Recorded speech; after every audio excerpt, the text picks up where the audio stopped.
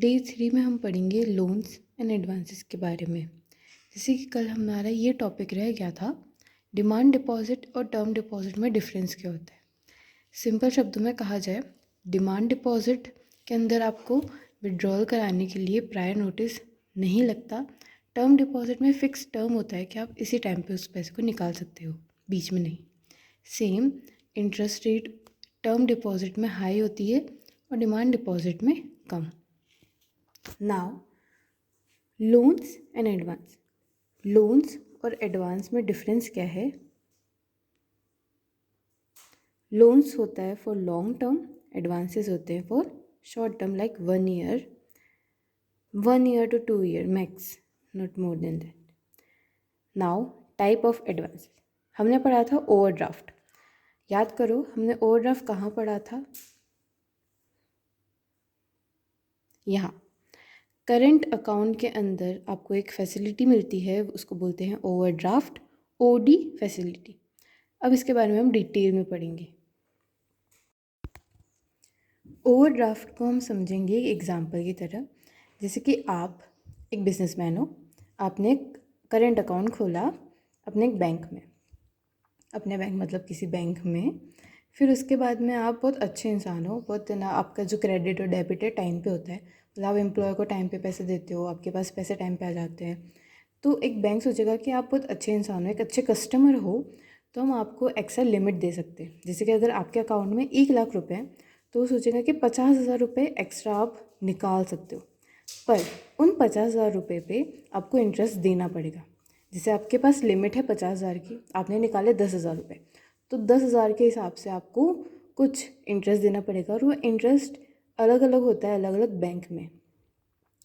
अब यहाँ पे एक थर्ड पॉइंट लिखा हुआ है, कुछ कुछ सेविंग अकाउंट होल्डर्स होते हैं जिनको भी ओवरड्राफ्ट की फैसिलिटी दी जाती है, बैंक के अकॉर्डिंग दी जाती है, जिस डिफरेंट बैंक के हिसाब से डिफरेंट है, ठीक है। This is overdraft, extra money जो कि एक बैंक प्रोवाइड कराता है। Now next point is cash credit. यह सेकंड पॉइंट जो कि बैंक प्रोवाइड कराता है हमें।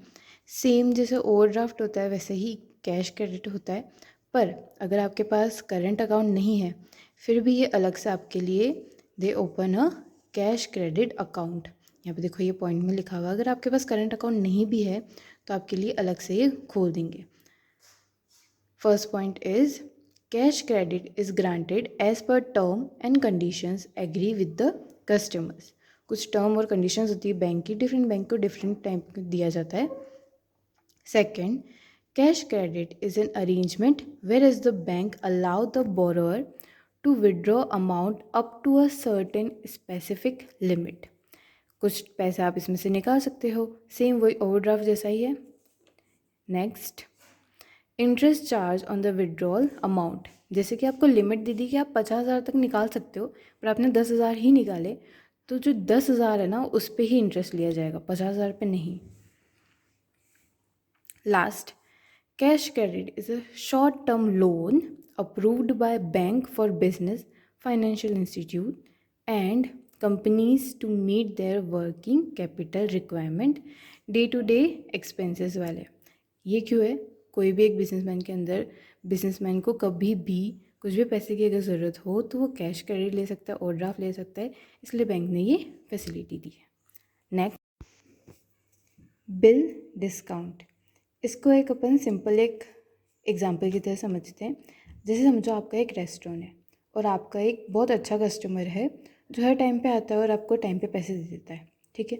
वो आया एक दिन और उसने खाना वाना खा लिया, पर उसके पास उस टाइम पे पैसे ही नहीं है, मतलब ऑनलाइन पेमेंट नहीं चल रहा है और वो घर पे भूल गया, समझो। तो उसके बाद में हमने बोला कि चलो हम एक बिल बना देते हैं जिसमें लिखा है कि 25 अक्टूबर तक आपको हमें पैसे देने हैं। आपने खा लिया अच्छा खासा खाना, 20,000 रुपये का बिल बन गया। तो हमने बोला कि चलो आप है ना मुझे 25 अक्टूबर तक ये दे देना। और ये ऐसा नहीं होता कि है ना घर जाके दे दूँ, नहीं, ये एक बड़े लेवल की चीज़ होती है। मतलब अगर बिजनेसमैन वाले टाइप होता है उसके ना फिक्स डेट पे ही वो पैसे आने चाहिए, ऐसा होता है, ठीक है। लेट्स, तो हमने एक बिल बना दिया, पर बीच में मेरे को 10 अक्टूबर को पैसे की ज़रूरत हुई। अब मेरे को रेस्टोरेंट चलाना और मेरे को ज़रूरत हुई, मानो ठीक है, तो मैं क्या करूँगी, बैंक में जाऊँगी और बैंक वालों को ये दूँगी कि ये लो बिल, ये इस बिल को लेकर मुझे ये वाले पैसे दे दो, सेम अमाउंट दे दो, और आपको ये जो पैसे हैं मतलब 20,000 रुपये आपको मिल जाएंगे 25 अक्टूबर तक। मुझे अभी ज़रूरत है, मुझे अभी बिल्स देने, तो मैंने सोचा कि मैं बैंक वालों से बात करूँ, तो मैंने ये किया और उन्होंने मुझे पैसे दे दिए, पर उन्होंने मुझे 500 रुपये उसमें से कट कर दिए।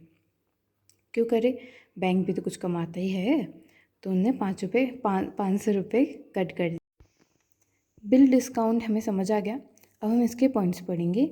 Banks provide short term finance by discounting of bills, making payment of the amount before the due date of the bills after deducting a certain rate of interest, जो कि मैंने बताया था कि वो 500 रुपये रख लेता है।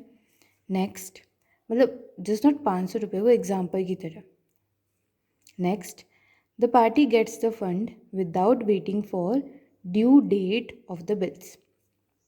पार्टी मतलब जो मुझे पैसे मिल जाएंगे पहले ही। नेक्स्ट, ये वाला पॉइंट हम अभी नहीं पढ़ेंगे क्योंकि इसके अंदर और डिटेल में जाना पड़ेगा, तो इस वाले पॉइंट को हम आगे पढ़ेंगे, ठीक है।